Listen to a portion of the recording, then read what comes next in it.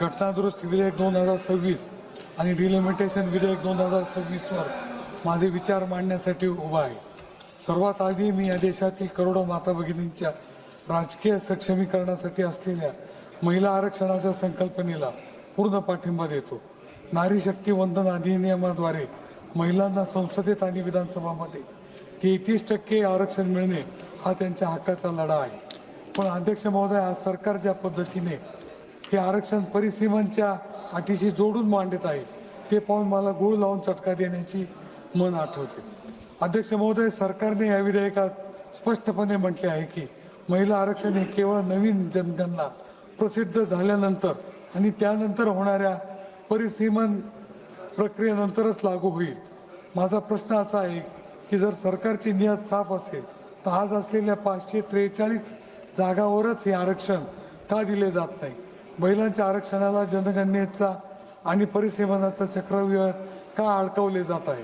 हे सरकार महिलांच्या सक्षमीकरणाचा वापर केवळ एक राजकीय ढाल म्हणून करत आहे, जेणेकरून ते वादात असलेले परिसीमन विधेयक गपचूप संमत करून घेत आहे का, असा प्रश्न निर्माण होतो। अध्यक्ष महोदय, मी या परिसीमन विधेयकाला कडाडून विरोध करतो।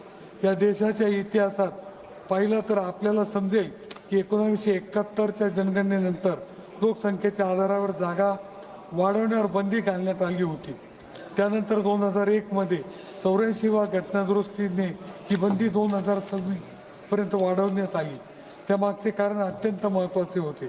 ज्या राज्यांनी विशेषतः दक्षिण भारत आणि महाराष्ट्र कुटुंब नियोजनाचे राष्ट्रीय ध्येय गाठले आणि लोकसंख्या नियंत्रणात ठेवली त्यांच्यावर राजकीय अन्याय होऊ नये म्हणून अध्यक्ष महोदय, आज या विधेयकाद्वारे लोकसभेच्या जागा 500 वरून थेट 850 करण्याचा घाट घातला जात आहे। जर लोकसंख्या हाच एकमेव निकष लावला तर ज्या राज्यांची लोकसंख्या वाढली, उदाहरणार्थ उत्तर प्रदेश, बिहार, त्यांना संसदेत जास्त प्रतिनिधित्व मिळणार आहे। दुसरीकडे महाराष्ट्र, तामिळनाडू, केरळ यांच्यासारख्या प्रगत राज्यांनी देशाच्या हितासाठी लोकसंख्या नियंत्रणात ठेवली, त्यांना शिक्षा म्हणून त्यांच्या संसदेतील जागा कमी होतील। हे फेडरलिझमच्या तत्वाच्या पूर्णपणे विरोधात आहे। अध्यक्ष महोदय, सरकारने हे दोन्ही कायदे एकत्र आणून एक प्रकारे देशातील राज्यामध्ये फूट पाडण्याचे काम केले आहे। ऐतिहासिकदृष्ट्या जेव्हा जेव्हा परिसीमन झाले तेव्हा राज्यांच्या हक्कावर गदा आली आहे। आज सरकार विकसित भारत 2047च्या गप्पा मारत आहे, पण ज्या राज्यांच्या योगदानाने देश पुढे जात आहे त्यांनाच राजकीयदृष्ट्या कमकुवत करण्याचे षडयंत्र रचले जात आहे। अध्यक्ष महोदय, आमची मागणी स्पष्ट आहे। जनगणनेच्या विलंबाचे कारण पुढे करून महिलांचा अधिकार हिरावून घेऊ नका। महिलांना आरक्षण त्वरित आणि कोणत्याही अटीशिवाय द्यावे।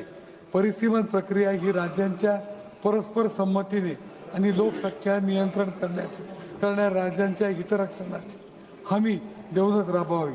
शेवटी मी इतकेच म्हणेन की जेव्हा महिलांना राजकीय हक्क देण्याची वेळ आली तेव्हा सरकारने त्यांना भविष्यातील एक अनिश्चित प्रक्रियेत जाळ्यात अडकून त्यांची फसवणूक केली। म्हणूनच मी महिला आरक्षण बिलाचे समर्थन करतो, पण याच परिसीमन विधेयकाला माझा तीव्र विरोध दर्शवितो। धन्यवाद।